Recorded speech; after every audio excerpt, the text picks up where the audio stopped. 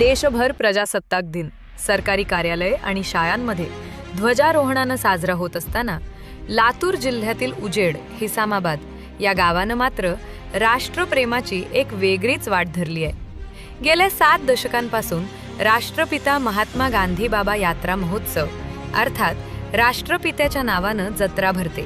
हे या गावाचे खास वैशिष्ट्य। स्वातंत्र्यपूर्व काळात या गावात पीराची यात्रा भरत असे।